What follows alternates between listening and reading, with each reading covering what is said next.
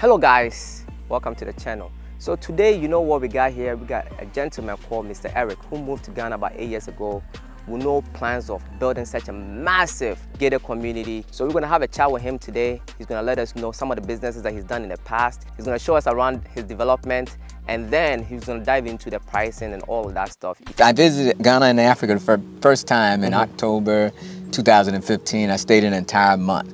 Before I left here, I had decided that this would be my new home. That's what it's all about, because I've seen people lose their whole life savings coming over here. Let's get into that. And she put out a post and saying, you know, the worst people are you people who sit around and watch YouTube videos all day and you think you know business here in Ghana. And I was telling people, you're absolutely right, you know, because they just swear that now I know all the ropes and they don't want to pay $100 for consulting, and then they come over here and lose $100,000. Thank you. Today I have Mr. Eric here. He's doing something really amazing in Ghana, you know, developing 200 acres. And his whole concept is a bit different, and he's going to talk about a sustainable, eco-friendly place. So, Mr. Eric, welcome to the channel. Hey, thank you, Akwaba. Hey, Akwaba, how do you even respond to that? Where are we today? Well, you are in the eastern region in Somanya at Migrating Crossing. This is our 200-acre, off-grid, self-sufficient, sustainable, eco-friendly community that we're developing. Awesome, awesome. So when you say, you know, sustainable, eco-friendly, I get all of that. Like, what does it entail? What are we talking about? So basically, I moved here 8 years ago from the U.S. and I wanted to be off-grid, outside the city, self-sufficient. So I had a home built in the mountains on 5 acres where I had my own borehole for water, my own solar system, organic food farm there. Okay. And just so that, you know, if anything happened with the economy, I would be self-sufficient. I could still go on and survive just fine. And so that is what inspired this, because I eventually sold that 5-acre development that I did up there, that house, and I had my friends put it on YouTube, John and Sophia with Native Born channel, and it sold in about 10 days to a couple from the U.S. Awesome. African-American and Ghanaian married. Okay. And so they purchased their retirement home, and when I sold that home, people started contacting me from around the world that wanted to do something similar in Ghana, but they were afraid of being scammed. Yeah. So that inspired this. So this is really just a much larger version of what I built. Of your initial plan. There. So let me come in here real quick. You said you sold the first one that you built for yourself. Yes. If you don't mind, you know, telling the audience, what made you decide to sell something that you built for yourself so that you can survive whatever happens to the world? Yeah. Why did you change your mind to sell it? I'm a serial entrepreneur. For most of my life, that's what I've done, is build businesses. Okay. And I saw an opportunity coming that I could flip that over. Awesome. And build something bigger. You know, there's a huge change in how the entire world works. Right. And, you know, and I felt this was a great opportunity for me to take part of that. You wanted to be on the forefront of things. Yes. Right. So that gave me the capital. So selling that gave me capital. To start this. I love it. So let's go back a bit before we jump into this amazing stuff that you are doing here. Let's get the background story. You mentioned that you were a serial entrepreneur, which means you started a couple of businesses, and I guess that was in the States. So what kind of businesses were you doing before you came to Ghana? And also, what inspired you to, you know, come to Ghana? Why Ghana?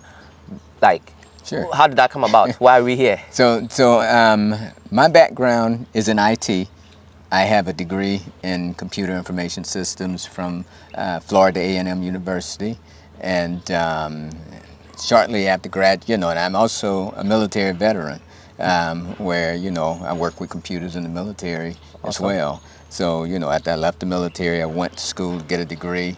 After I got my degree, I started a company which was New Technology Network Services, specializing in Microsoft technologies.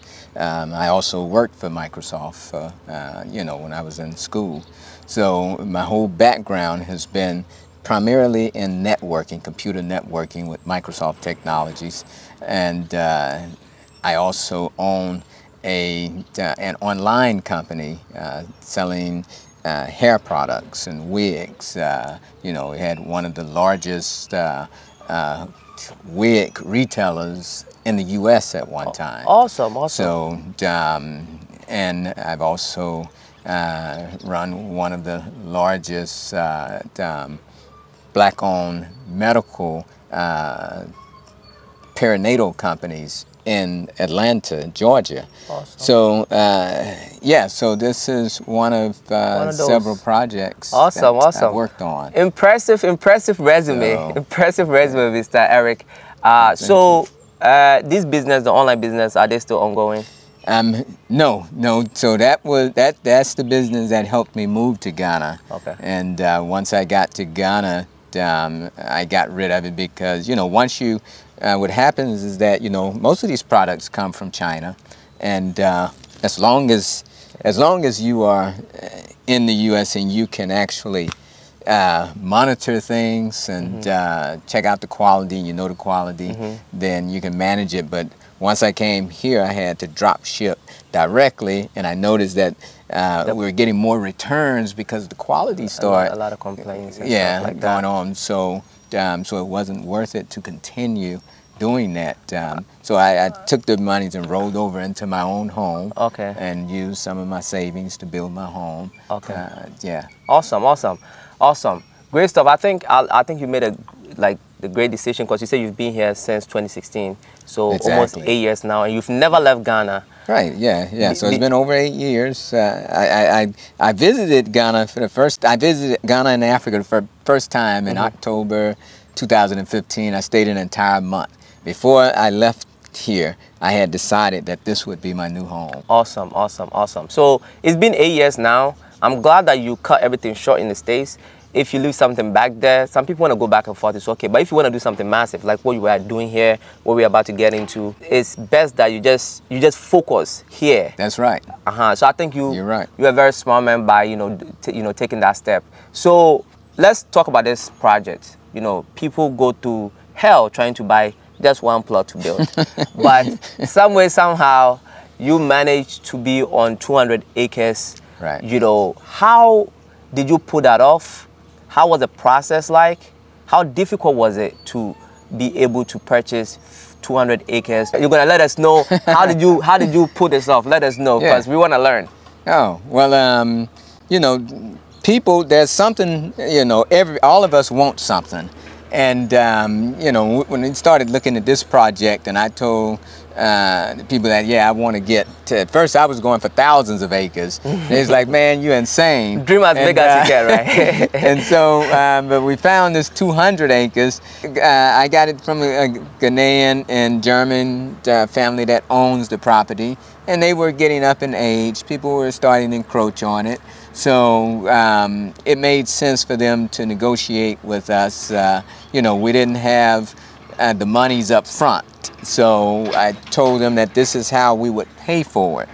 And then for the home buyers who were interested, you know, and saw my original home, you know, they were asking me to do something. I helped them, and I was like, okay, I don't have money to go out and buy a big piece of land, so here's some variables I'll put in place. You know, here's the terms. If you guys can give me all the money up front, I can give you a huge discount, because I'm, you know, as an entrepreneur, I've actually went out and raised money from investors before, and I know how it works. So I said, if I have to go out and raise $1 million or $2 million, these investors are going to want something in return. They want to take equity, or, you know, they want to give it to us debt with crazy interest rates. I said that basically, if you guys want me to build your homes and you're not in a hurry to have those homes, then give me 3 years use of the money. I'll give you a 50% discount. You give me 3 years to use your money, basically, and you can't make any changes in the home. So that's how we were able to get the upfront cash, you know, for cash flow. And yeah, so to this date, we haven't taken any bank loans. You know, we're completely debt-free, you know, other than, you know, the homes that we're building. Okay. But from the bank, we're debt-free. Awesome, awesome. So this is pure financial engineering on your part. But for the audience, if you are giving somebody, you know, 50% off a house in 3 years, that's basically doubling your money in 3 years as far as like investment goes. That's 100% return on your investment. Basically, that's what guarantee 100% on your investment in 3 years. I mean, it doesn't happen that often, but basically that's what it is. And that's exactly what it is. Awesome, you know? And it's a win-win situation. We get cash flow, and they get a fantastic value. Where will you get that? That's like 25% compounded annually. Exactly. And if you see the quality of our home, it's above quality. And you are working. I can see that you are passionate about it. You are sticking to the vision, sustainable. We're gonna get to all of that. So, you know, stay tuned, be patient. We're gonna walk around. You're gonna see the garden. You're gonna see the nursery. You're gonna see the dam. You're gonna see. We have a lot to show you guys. So just stay tuned. So when you came down here after purchasing the land, how difficult was it for people to start giving you money up front to take that 50%? How long have you been doing this for? Like this project? Yes. Maybe close to 3 years now, about 3 years. Okay. So how difficult was it to convince people to give you 50%? Actually, take the 50% off. It wasn't, because I had already established myself and my abilities when I was living on the mountain. And I used to discuss my background, where I worked, so they understood my credentials, my CV. So even before we had this land, we already had people committed. They were already committed even before we had the land. Oh, wow. Yeah. That's impressive. That's impressive. You know, and I've worked as, not only as a, you know, when I worked in IT, I was a consultant, but I also did sales. Okay. So, you know, I used to be the person that could interpret to the technical people, you know, what the business people wanted, and I can interpret back and forth. And I used to do sales, so I'm a pretty good salesperson too. Sales is universal. You need that as an entrepreneur for sure. Yeah. Well, you've been in Ghana for 8 good years, and you did not come here to.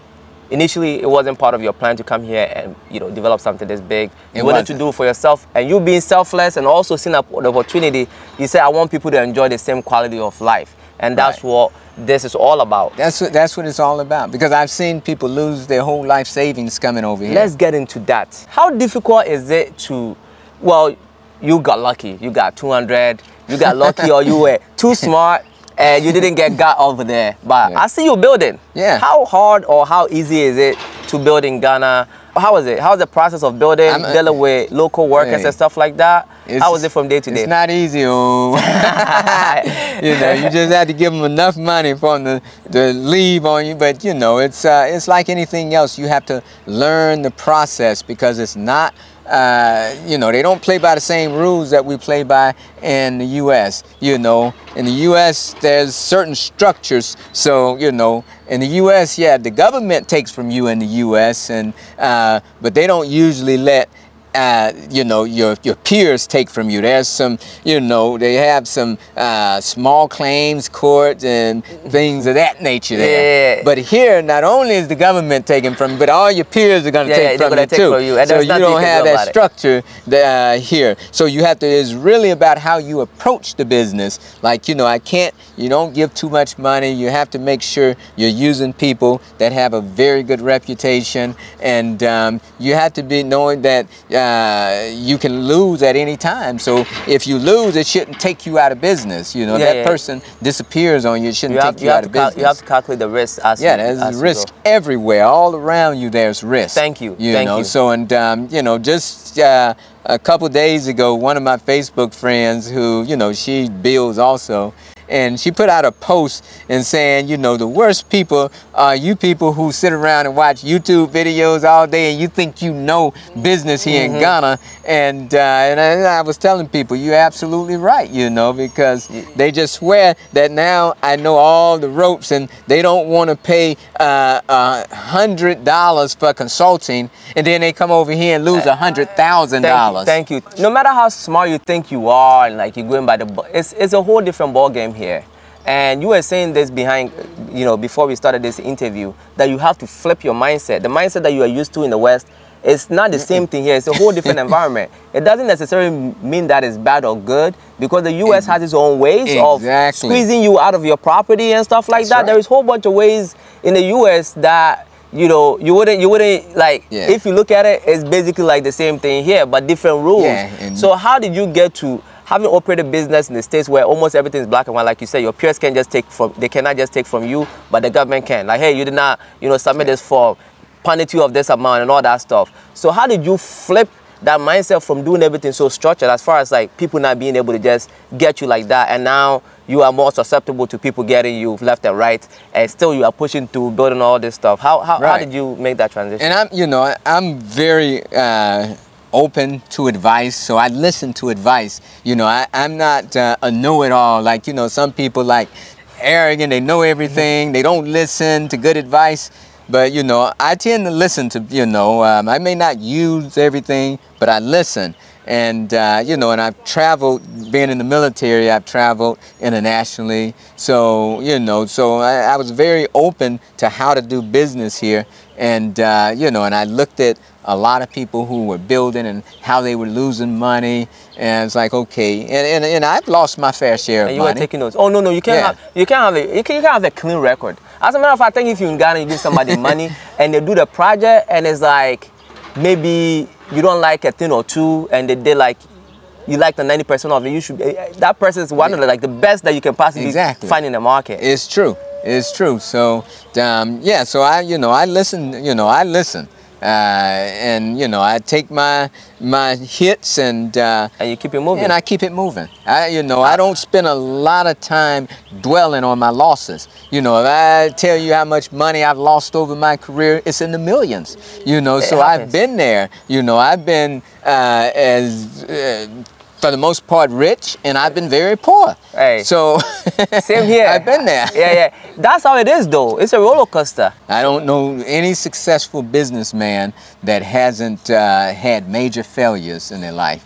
You know, you tell me you've never failed or nothing, then I tell you you're not a business person. Yeah. Or you're not keeping it real. It's impossible. Yeah, it doesn't happen like that. Yeah, I had my fair share. I think I made I made more than $1 million in during COVID. And then the next year, I lost like a lot of it. Yeah, I lost a lot of it. So I'm like, lost it. I'm in court, lost some of it in the market. I just went like, boom to the moon and all the way down, right? And that's the ebbs and flows, you know. I mean, it's just like the market, go up, go down. But, you know, once you get down, it's just easy to get back up, because now you're working from experience. Exactly. You're like, okay, and people look at you and say, well, how did you regain that so quickly? And you're confident, like you've been there before. Exactly. You know it's possible. Yeah. You just got to know that it's possible. Since you've been there, you know it's possible. That's how I feel, to just rebound and then go. That's it. And when you come down, don't come back down to where you were before that. Maybe you come down, you were at 0, you went to $1 million. When you come down, you were 100,000, right? Exactly. And that's it. Then you poof, take that 100,000 and turn it into 10 million, and people looking like, whoa. How did that happen? In the stock market, you call it higher lows. Yeah, exactly. Exactly. That's awesome. I love it. But you're doing amazing. I see that you have your own equipments. You know, we're gonna walk around. He has his own equipment. He's taking a dump. He's doing so well here. What kind of properties do we have here for sale? If I want to buy something from Eric, I want to live that sustainable life. I want to be in eco-friendly, enjoy this breeze that I'm sitting here enjoying, beautiful trees, you know, fresh food, organic, all that. What am I looking at? Pricing, rooms and all that. So basically, we don't sell any land here. You have to purchase a home. And that was one of the things that I decided to do different than a lot of other communities I saw popping up that was advertising to the diaspora. They said, oh, come get this land. You know, we got free land. And I was like, no, I don't want to do that. Because a lot of times when you do that, the people get the land and they never build anything. So the community doesn't get established, doesn't get developed. So I said, okay, you have to buy a home here and we'll build that home. And so we primarily, in these 3 years, we've sold, now it's probably over 80 properties. And that's primarily to Ghanaians living in the diaspora, or, you know, probably half of our customer base. And, you know, we got a large Jamaican community, awesome. But we've sold to people from the US, the UK, Jamaica, Germany, Hungary, Netherlands, Denmark. So pretty much all over we've been selling homes to. All right. Canada. Yeah, so they have right now, we now even sell condominiums. Before the condominiums, we were just doing homes. We had like 6 models. Okay. All the way from, you know, a duplex, well, a studio duplex, all the way up to a 4-bedroom single-family detached home. Okay. So we started out, the studio was like $41,000 retail, but most people were paying about $20,000 for it. That's the 50% off? That's 50%, yeah, because virtually all of our customers take advantage of that 50%. All right. And it makes sense. I mean, why would you? Yeah, the largest home, the 4-bedroom, is now about $250,000 for, and that's retail. That's the 50% off. Exactly. 250,000. No, that's the retail. So 50% off. So 125. About 125 is what you're paying. Well, that's a big chunk off. Yeah. For a 4-bedroom. A 4-bedroom. Me being in construction, that's like you are barely you are just investing. You're not really making any profit on that. With land and that, like. And that's what people don't understand, is that we didn't even come into this thing to just, you know, make big profits, but I just came in because I was building my own house. You know, this is my own retirement community. So, you know, I wanted to have neighbors around me that kind of think like me, that wanted access to an organic food forest and wanted access to a community with, you know, eco-friendly type community. So, yeah, so that's what we're doing. So in between, you said 41,000, but that's with the 50% off? So really, yeah, so like 21,000 all the way up to 125,000. That's with the 50% off. That's with the 50% So if you want to go with a plan, which I think nobody will, if you want to go with a plan of paying and then paying the full amount, how does that work? If somebody doesn't have the upfront and they want to... Basically, if a person wants to, and that's 3, you know, the 50% off is 3 years. You have to wait for 3 years for the product to be delivered to you. Now, some people say, well, can you do it in 2 years? Yeah, but you won't get 50% off. I'll give you 40% off if you want it. That's very fair. 2 years. You're really treating this like a stock. Yeah, so, and then people say, well, I don't want to take that kind of risk, just giving you that money. Okay, then what you do is you pay full retail price, and I'll do the same thing that all of the other developers do.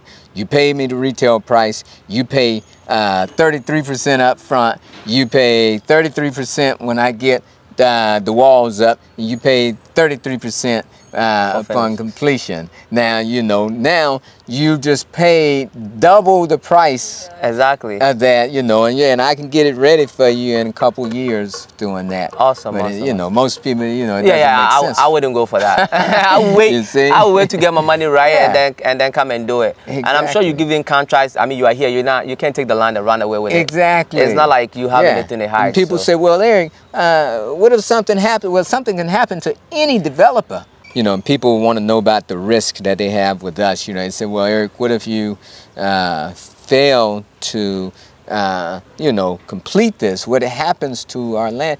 The owners of this land actually guarantee. They say, you know, okay, if something were to take you out, then we would make sure that the people who have purchased and gave you money will back it up, you know, and they'll still get their land. So there's, you know, there's no risk. There is no risk involved. And the thing is, you are dealing with the right people, right? You over here building on 200 acres.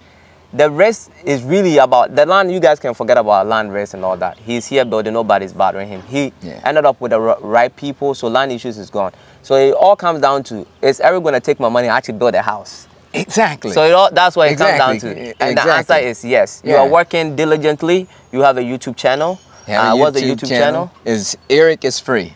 Okay, I'm going to leave the link in the description below. You can follow his journey. He gives update every day. You're not in the rush to buy the house. You can follow him just to see, can I trust this guy? But I guarantee you that he's building and working here. Trust. It's a few people in Ghana that's actually on the ground in this place. I'm sure when you came here, nobody was here. Now I see that nobody was here. Yeah, and you've put your mind and soul, body and spirit into this for the past 3 years, building this place up. We've got good reputation with the MP here. We have good reputation with the MCE in the area. Is a friend. His name is Eric also. And then the university. You know, we got a good relationship. I was just about to ask you that. Well, what he just mentioned is vital. It's very important in Ghana to be connected to, you know, the people who are in a higher position.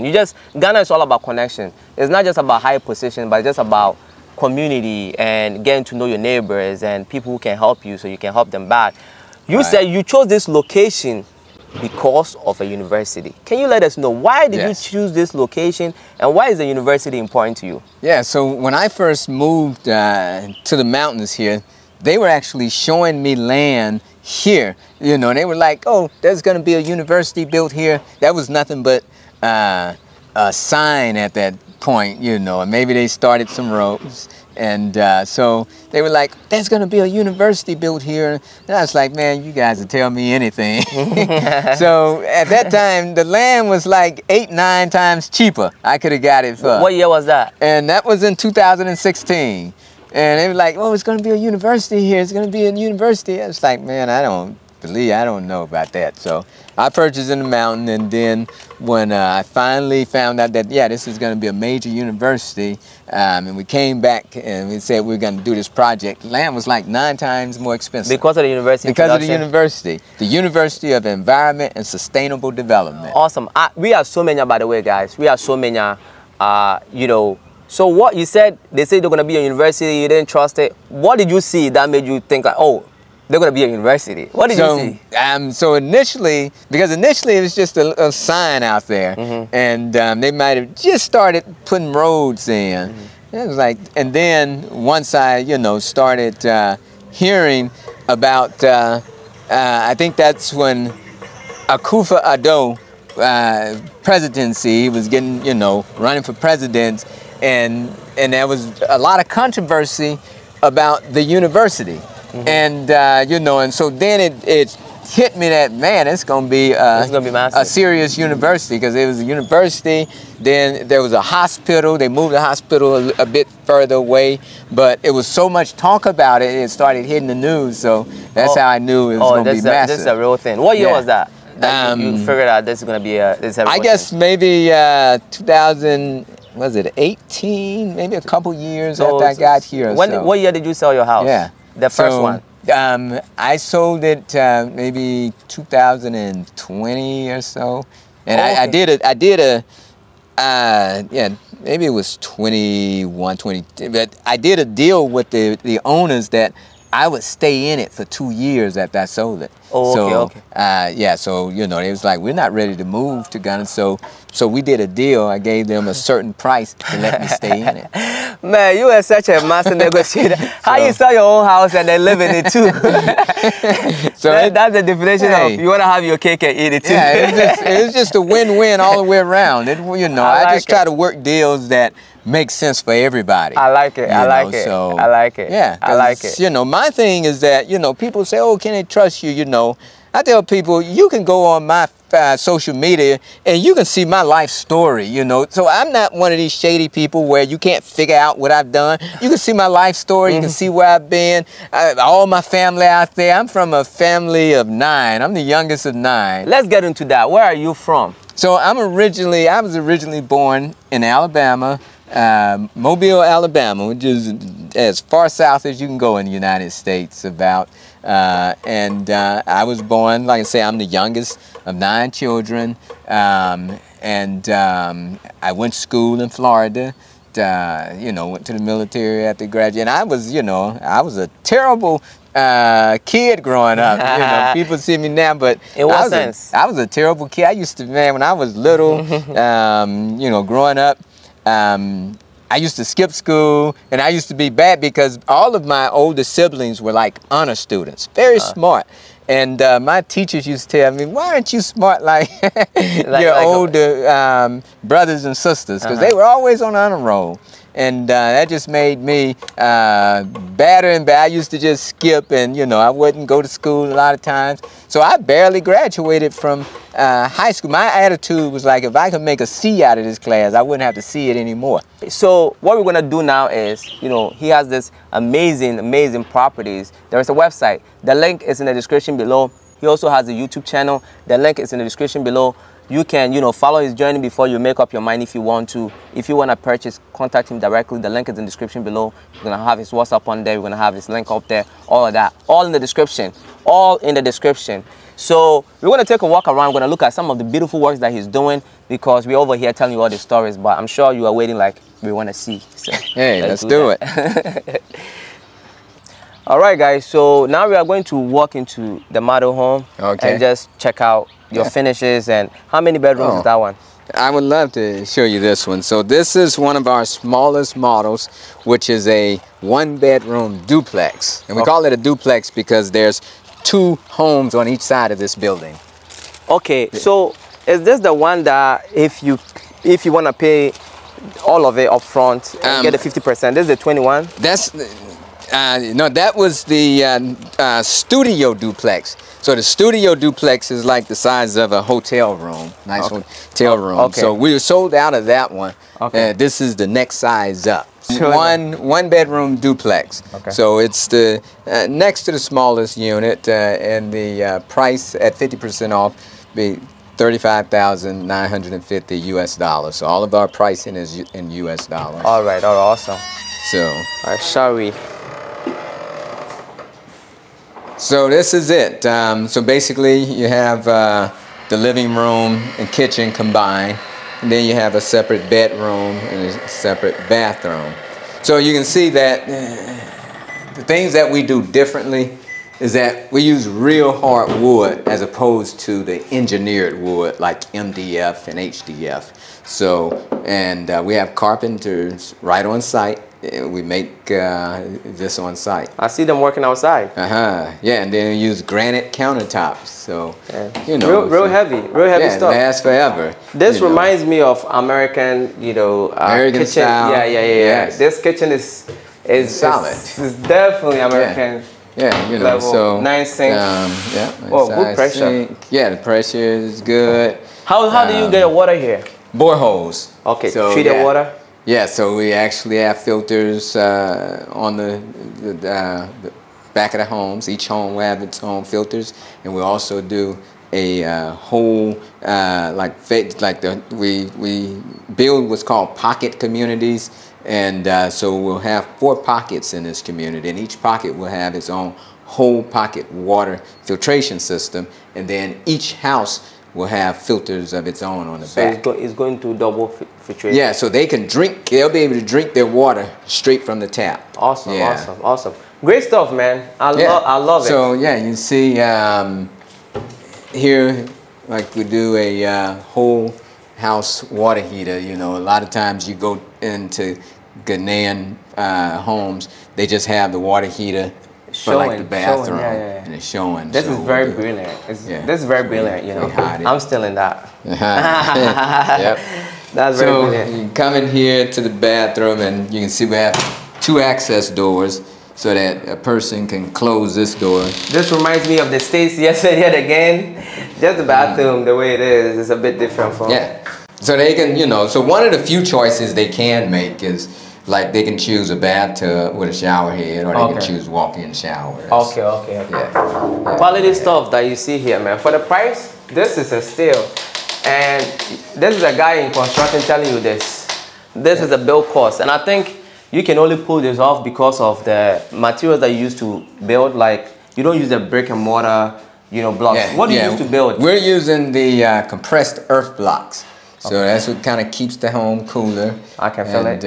Yeah, so yeah, and you know, this is basically what Africans have been building for millennia is mud, you know, the dirt, and this is just basically an upgraded version of it. I love it. I've seen. It's a mud hut. I've seen it. Yeah, I've seen it. It feels cool in here. Yeah. So even though it's a small, it still has plenty of space.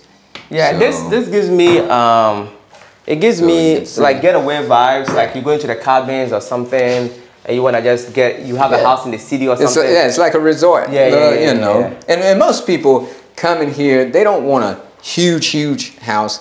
They want more of great amenities, a great social life, and to be around people. So that's what we give them. But you know, if they want a large house, we go up to a 4-bedroom. But this has been the most popular selling unit right here. Awesome. I could see that. Yeah, if I were to buy something here, which might happen, it would definitely be this one, because it would be more of like the getaway. It's just a getaway. You come here on the weekend, and we have events, and so this is a very popular unit. Awesome. It's beautiful. I think for the price, like I said, it's because of the earth. It's impossible to build this, and you actually go in a loss, so you're not making any profit in this. I already know that. Exactly. Yeah. So amenities, right? You designed this whole thing around amenities. So I would say the biggest amenity is the organic lifestyle. We're gonna have a 30-acre organic food forest here. So you can get organic food right here in the property. And we'll start off by going to this nursery to see some of the plants. Awesome. You know, and that's, you know, the biggest amenity that people like. But the organic food, right? That's the biggest. And you say you're gonna have a pool over there? But we're gonna have a pool, tennis court, soccer field. We're gonna have a wellness center, gym. Oh, and then we see the solar panels over here. Each house has its own solar on top, right? Yeah, each house, and you know, that's not included in the price of the home. You have to buy a solar package on top of it. Yes, on top of it. So we have 4 solar packages, and you can get your solar system from us. If you are proficient, you can get it from elsewhere. But we can sell that to you. Because we're completely off grid. There's no power company back here. And you don't want to, because it's sustainable, right? Exactly. It's deliberate. This is deliberate. It's deliberate. Yeah. All of this will be like the food forest. It'll be open to the public. You know, we'll have shopping markets in here. Oh, like organic shopping market here? Yes. So people from outside can come in and buy it as well? Exactly, because all that front area will be commercial space. Is this the greenhouse farming thing? This is all organic, the organic nursery. And you can see here, like we're doing aquaponics, where we'll connect the fish ponds, and we'll send the water from the fish ponds to the plants, because it feeds the plants, and then the water will be filtered through the plants, and they'll go back into the fish pond. Recycle, so back and forth. Nothing is being wasted. Exactly.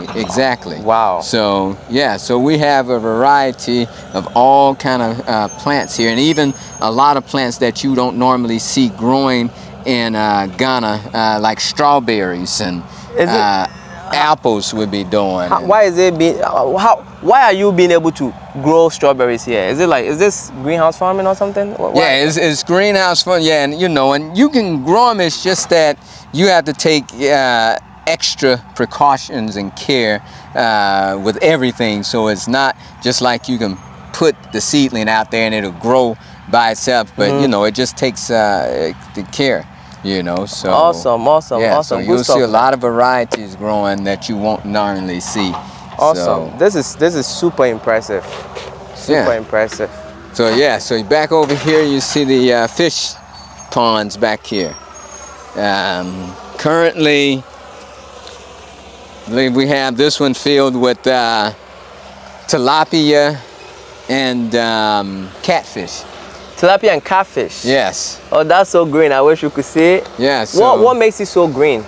It's just some of the algae starting to form. So basically, the longer they're in here, and then basically this one is drained, and it eventually be going into the water here, and then we'll fill it with more water. So you occasionally change it. Like, and this one is for like the fingerlings, the small ones. As they get old, they'll go to the ones in the back. We got 5 back here that they'll go to. Awesome, so awesome. It's a process, and our guy, the organic food farmer, is Fofo. He's not around, but yeah, he does this stuff. You know, he knows it like the back of his hand. You know, you just have to have the right people doing the right things. We have, you know, we have a great management team, all Ghanaian. You know, construction manager, then the lands manager is Fofo, and he does the organic food farming, and he also does the solar. He's a engineer turned organic food farmer. Awesome, awesome. So, I was just about to ask you that, like, where do you get education from to, you know, plant all these stuff like that, especially like the strawberries that needs, like, you know, detailed attention to be paid to. Right. Yeah. Why, you know, I wanted to ask you that, but you just answered that. Yeah. So very good people. Yeah, we have a, you know, vice president. He's the compliance manager. Also, we have a logistics manager that you know, keeps track of all of our equipment. Awesome. Awesome. You know, yeah, administrative assistant. You know, make sure the bills get paid on time. It's a whole team here. Yeah, it's a whole team of people. And I was talking to you about a month ago. You told me you were doing major road construction here. So which means if you were here about 4 or 5 months ago, there's been a drastic change in the quality of the road and how drivable it is, right? Yeah, you see, yeah, when we first got here, you could really only get a tractor back through here.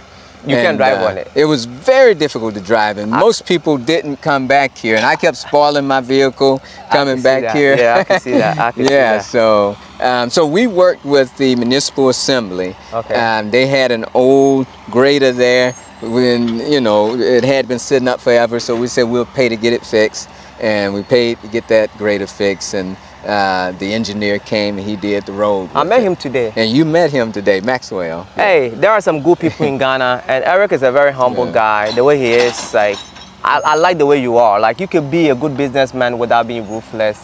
Exactly. Yeah, it can work that way. Yeah. And I could see that in you. It seems like while people complain about all Ghanaians are bad, no, there are some very good Ghanaians. Some very good, knowledgeable people. You know, people. I did a video showing the people who actually supervised this dam project. He's a Ghanaian named Mr. Joseph, and you know, Joseph is an environmentalist, dam expert, agri specialist. Very knowledgeable guy. There are some brilliant people here, like very brilliant people here, and also. We did mention, you know, people taking your money and run away with it. The rest, it's not all Ghanaians that's like that. There are good ones, and you just have to sort through it. Yeah, yeah. You have to have a good network. Like my lands manager, Fofo, who does all of this organic food farm. I've known Fofo for years. You know, we've been working together, and yeah, and he came and started working with us here and put this stuff up so fast. And then he does all the solar. He builds all these contraptions like. This contraption here, so he, you know, he just understands this stuff. You know, I know what I know, and I know how to put the right people in place. That's how you do it, though. You can't do everything by yourself. Yeah. Like it's not efficient. You can't do, even if you know how to do everything, you just can't. It's not efficient. Exactly. So it's best to be really good at what you are good at, and what you're not that good at, you just. You know, you abdicate that, you give it to someone to do it. Where we are right now, you say Packet A.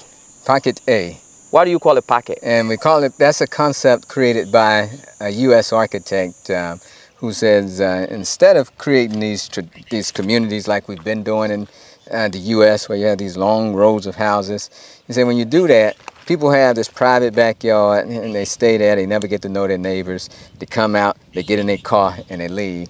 He said, you know, a better idea is to take a smaller number of homes, put them around a common area that people can come out and socialize and get to know each other. All right. And you use more land like that. You build fewer homes, but it creates that, you know, that social aspect of a community. And you have plenty of land. I saw that you were cutting down some trees, but you care so much about the environment. So you made sure that the trees that you are cutting down is being used. So That's right. Is that what we have here? Yeah, so we had the chainsaw operators. Once they cut down this big tree, they actually sawed it into beams so that we could use the boards, you know, because normally we have to go and pay 120 cities or something for each board. So we got, you know, hundreds of boards from this one tree. All right. So now we're gonna head to, how many rooms is this one? The one of this model? All right, so this is, so we've completed a couple homes back here. For the first purchases, right? The first group of people that came in to buy. Yes. It's been 3 years. Yes, and actually we had a couple of the owners, which is our first owners was a brother and sister from, they are half Ghanaian and half Dutch. Okay, so okay. Live in the Netherlands. They were like your first client. Yeah, and they're like the youngest, and they came here and they stayed a week with us a couple weeks ago.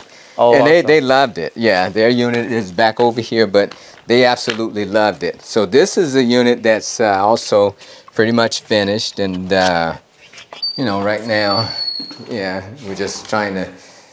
But I wanted to show you that.